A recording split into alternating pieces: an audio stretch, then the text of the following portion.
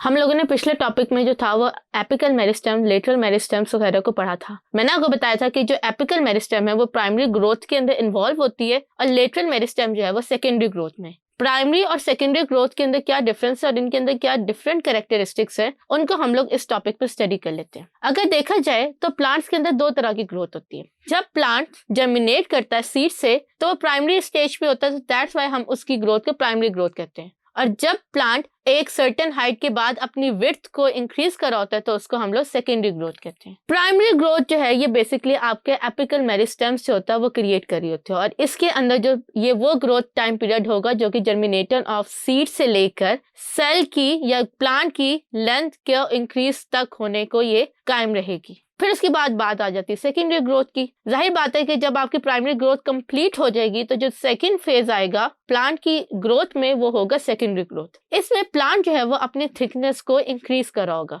Thickness increase करने से मुराद ये है कि जो प्लांट्स की विड्थ होगी वो इंक्रीज होगी। इसके अंदर जो होता है ये दो टिश्यूज जो होता है वो इंपॉर्टेंट रोल प्ले कर रहे होते हैं। पहले टिश्यू का नाम जो होता है वो वेस्कुलर कैम्बियम और दूसरे टिश्यू का नाम होता है कॉर्क कैम्बियम। अगर आप यहाँ पे देखें तो ये जो वेस्कुलर कैम्बियम और कॉर्क कैम्बियम होंगे जो कि कॉर्टेक्स में प्रेजेंट होता है, these two tissues are responsible for the secondary growth of the plant. अब ये जो है ये कौन कौन से टिश्यूज है, ये वेस्कुलर एंड कॉर्क कैम्बियम को हम लोग नेक्स्ट टॉपिक में डिटेल से स्टडी कर लेते हैं।